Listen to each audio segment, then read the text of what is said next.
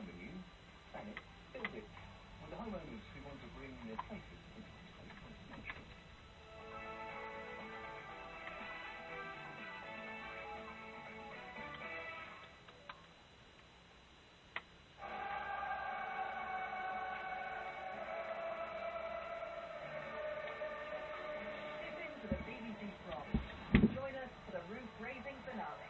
The last night of the prom. Tomorrow from 7:30 live on BBC Two and continuing at 9:20 live on BBC One. You too, live at Hyde Park. The festival in a day is here again. Listen to the station on Sunday afternoon from 12:30 to hear live performances from Smokey Robinson, Manic Street Preachers, Jessie J, and many more. The 11th series, so everything relates to the letter K, including Sunny V. Knock. Keep still, keep still. Keep them still. Fish, the telegraph, kidnap, quirky keyboard, kangaroo, scroll. What a nice clear no. No, this is all I know. What do you want to know? Unfair treatment, from poor customer service to hidden small print and faulty products. What can we do? Make a complaint maybe that get lost in the telecommunications a bit? These companies simply don't seem to care and are causing you, the consumer, a lot of unnecessary stress. Never fear. I'll take on your consumer battles to make sure that you don't get down.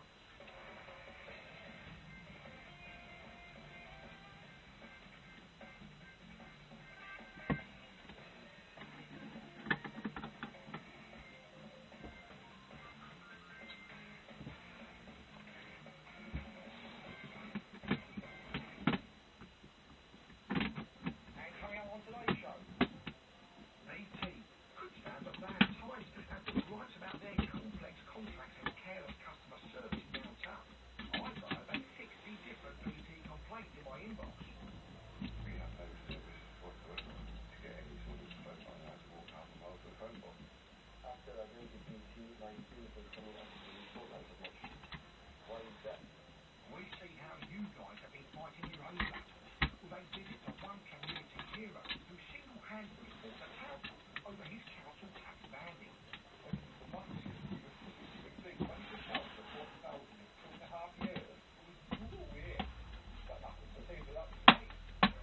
And we hit the high street to discover whether you, ladies and gents of the UK, know your consumer rights and your consumer rights. Yeah, I didn't know that.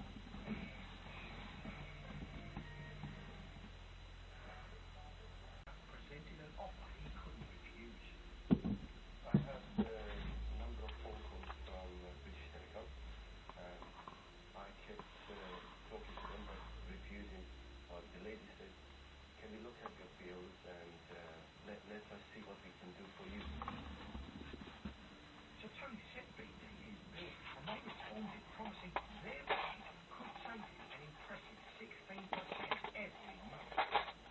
I looked at the contract and I was extremely happy with the deal I made with British Telecom. I was told it was a 24-month contract. I signed it, emailed it back to them again, and hope that everything will go smoothly from there on. Not quite smoothly. After taking a whole week to get Tony's restaurant landline up and running, things got worse. Several months down the line, the promise BT made of a monthly 16% saving just wasn't really true. After I went to BT, my team was coming up to report as much. Why is that? BT eventually accepted they put Tony on the wrong calling at the end of his contract period, but rang BT to tell them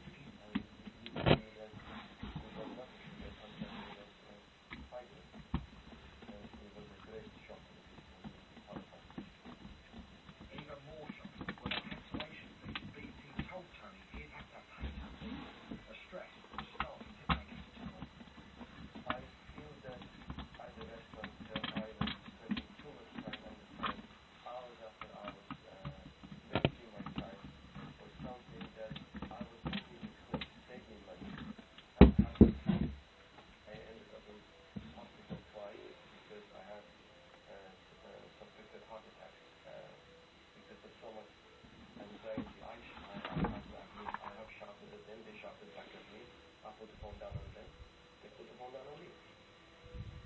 I believe that some could help me to get out this contract to release my family, myself and my restaurant from stress that we never wanted and we never deserved. Sounds like Tony is having a bad time with BT. I think it's definitely time for some serious intervention. So I've travelled 130 miles to... I have to say that a grand. I can hardly believe my ears. They are supposed to get out of a contract that unexpectedly turned from 2 years to 5 years. Before I came down today, I contacted BT and I asked them for contract. They said you. Now, this is what they said from you, son. Have a look through this, but they tons and tons of small print to committed period is 24 months. which agrees with what you're saying. You are committed. And you say that's nothing wrong. No confusion at all there. But things are never that simple, are they? As squirreled a line red from the side of his deal with BT. But owning a small business and a fickle UK economy means Tony has to be careful what he commits to, and he has always been well aware of that. 5 years is far too long in this It seems he would have taken a hell of a 10,000 pence to get me on that. from the electric. I'll tell you what, things like BT and Tony, there are people wise and a very good contract that doesn't want to be in. Let's see if I can get him out of it. But it's not just Tony who's having a BT back. A mate Brian shows me that there are many more angry customers. So I've decided to take on 2 more cases, including the plight of Anisha and Michael Stennett in Durham and their uncalled for cancellation charges, and Stuart and Trudy Wilson from Weston-super-Mare, who also received charges for services they never wanted. BT's complex contracts have enabled them to be hit with these unexpected fees, and BT might rule them about their customer service standards in confusing contracts. Birmingham, a city said to be the birthplace of heavy metal and once home to that famous band Black Sabbath, is now home to over 1 million consumers who may be headbanging when it comes to the subject of consumer law. Does the average Brummy know a busy shopping district? And my researchers are about to find out just how clued up you, the general public, are. First question, something issue. Why go before the pet shop or unfortunately it died within a fortnight? What can you do? Put it down the toilet? I don't think you'd do anything, right? Just take it back? Take it back, yes. I'll get money back. Well, I said you can take it back and demand a new goldfish or your money back. Correct, but I've mixed a bag of answers there. For one, the shop could ask you to produce the dead goldfish and a sample of the water in your aquarium in a separate bag. Chocolate does good at it. Don't do that, you might come back and bite you on the bum. Next up, it's electric shock in the right lines. You should pay the bill, but right, pay under protest on the check you paid with all the company's documentation. You should then immediately write the organisation in question to dispute the price charged. You should also get quotes from other electricians to see what they would charge for similar work. I didn't even know that. Never happened to me yet.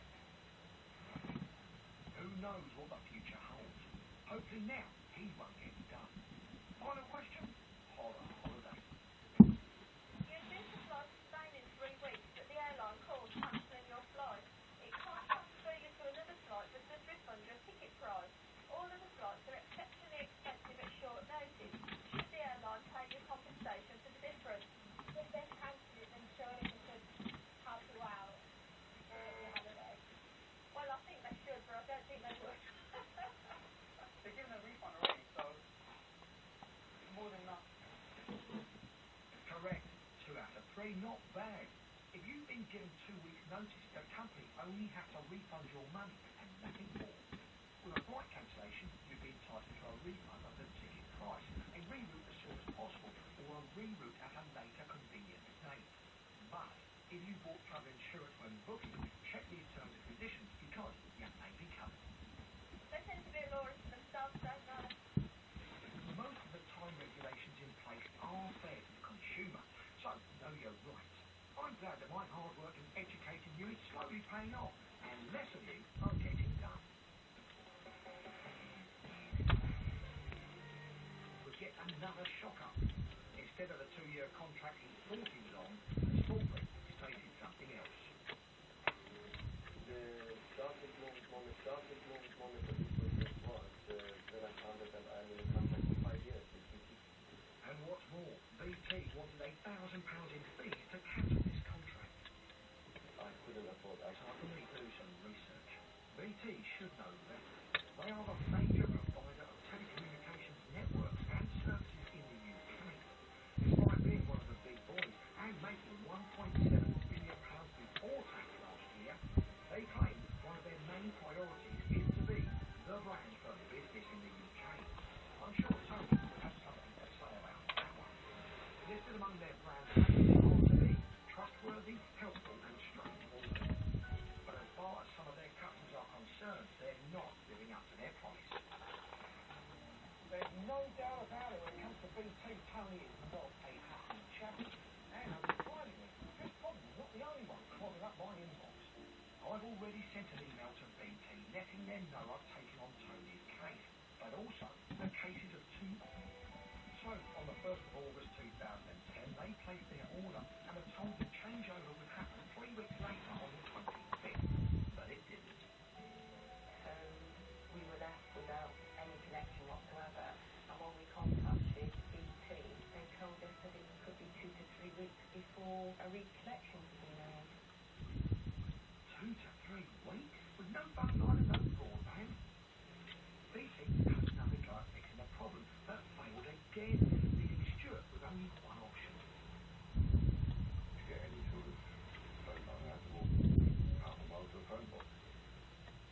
Stuart made countless trips to his nearest phone box trying to get the issue rectified. The Wilsons found BT to be a communications company who were a nightmare to communicate. And out to improve our homes. Did you get planning permission? I've got reservations.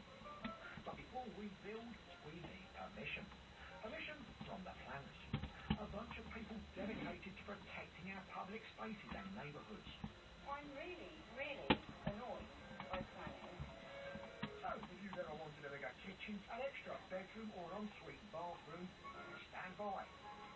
It's time to plan it and build it.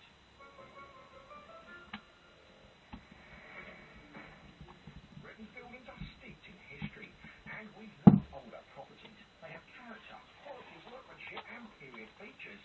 But in the modern world, with changing lifestyles, many older properties are no longer fit for purpose. They're not always going to be the most appropriate for a modern family, and that's why a lot of families are coming in with extensions. The planners will meet a couple with bold ideas for their 1930s home. It's a very modern extension. I don't know whether that's going to be a challenge for the planner. If we just accepted everything that everyone put in for what they want, then we wouldn't be doing our job properly. Young architects with a vision for a better life. If we're not allowed to expand, we won't be able to stay in this area. Issues have been raised regarding the height of the original proposal. And a large family who want maximum space in their period home. I just find it really shocking how much your neighbours actually have over your own plans. The ultimate risk is that the proposal is unacceptable and they have to demolish it. Which of our homeowners will get permission to extend and modernise? And will a modern design put a contemporary price tag on their period homes?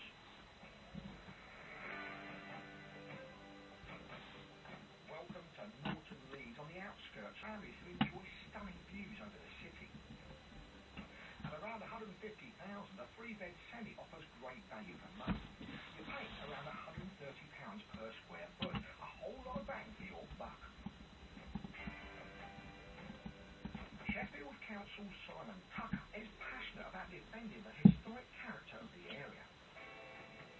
What's got those applications for extension, mainly at the rear, alongside some roof alterations. It's quite an unusual one, and it's quite a modern design in this case. Obviously, because it's unusual, it's not necessarily going to be in character with the house, but we've really got to look at how it works on its own, as it essentially is creating new innovation. We're not necessarily against modern extensions, it's really how they fit into the context of local area. Route 67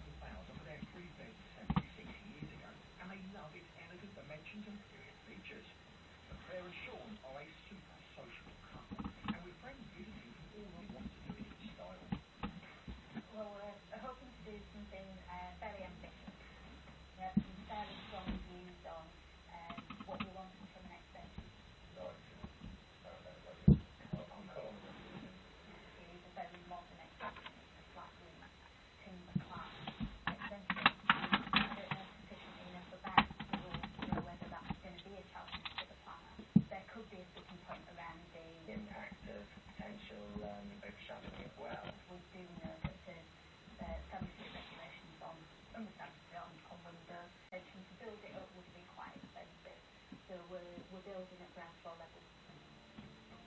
Claire and Sean have budgeted 60 to 70 grand for their extension. In the short term, they'll outspend the value they add to their home, but in the longer term, it's a good investment, providing they can stick to their budget.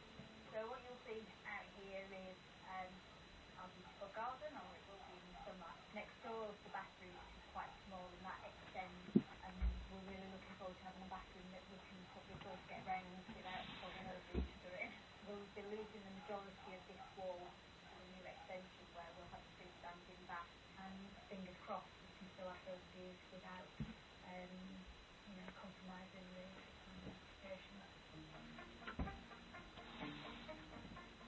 The Barry's hopes of a bigger living and entertaining space hinge on what Simon sees when he visits the site. If he thinks a modern extension won't sit well with their existing house, it will jeopardise their ambitious plans. London is full of old buildings with extraordinary history and heaps of character. But all over the capital, new structures spring up and live side by side with the old. Modern buildings earn their place on the London skyline, and talented architects take the practice even further, welding modern extensions directly onto ancient edifices. Contrary to popular opinion, British planners embrace the new. In principle, we actively support modern extensions of historic properties, but it is measured on a case-by-case basis. The London suburb of London is already a feature of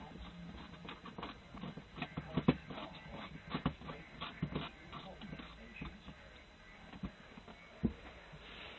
And it's suddenly Alex Cameron's job to guard against anything that could wreck the historic character of this London suburb. So how will he deal with this one? The application is at a property down in Nuthead. It's a DN5 extension. 6 months later, they desperately need more living space, and crucially, a second bedroom for their babies. Theo and Marie are architects, so they know the system, and they have a clear vision of how their extension should look. So we have something which is blending in, it's calm, it's modern, and it just, complements the Victorian character of the house. With square lines, full-length bifolding glass doors and a flat roof, the extension looks modern, but keeps to the Victorian vernacular with a traditional brick finish. Coming out basically to where these walls are. So up to there. So we try to infill between the existing party wall and still try to go at a height will be pretty much as this one, and that end. We will be higher there, but still respecting the right of light. And hopefully by coming up to here, that will be a nice size living room and dining with the kitchen on that side, basically. Extending the property will allow Theo and Marie to move their kitchen to the rear of the house, creating I think if we're not allowed to expand and turn this flat into a two-bed, we won't be able to stay in this area. So I don't know what we're going to do, but Not so far there, not the area so far. Obviously, start of the week, but yes, I would say for that. with that, we've got that bathroom with I think we recognise that we'll be making a compromise on that. We've not had any comments or letters from our neighbours and things at the moment. So providing that we meet the criteria in our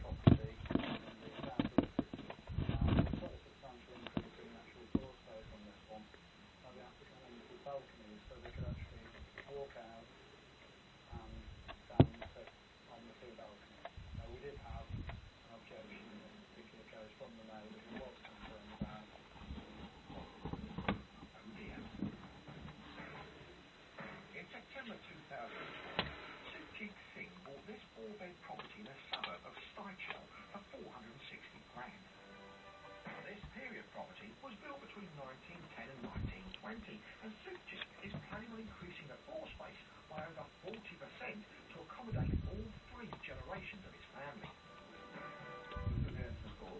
That's the main door entrance to the building. The Sims have budgeted 110 grand to modernise the house by extending the kitchen and lounge downstairs and creating 2 new bedrooms upstairs. This was originally a bedroom up here. We've opened it up because you need access to over there to lead into two other bedrooms. And the other reason we did it is to have a large window to the rear to allow the sunlight to filter through into the property. Invariably, sometimes that's not always possible, but we found that. And it is now consider if the design is in keeping with their Victorian property and whether the impact on the neighbours is too great for Leo and Marie's extension to go ahead. While the Kimball family must wait 21 days for the neighbours to comment, in Sheffield, the neighbour consultation period is over and Simon has completed his report on Barry's extension. The only issue we have is going to be size on the Well, whoever's saying natural second size is, well, that's 2 more than a certain other teammate had mentioned. See on wall pots over here and everything else. Not too light. Really, yeah. Really, that's really nice. The wall here, white. Yeah. It's stunning. Lovely shape. Lovely colour, lovely shape. Is it made by Dalton?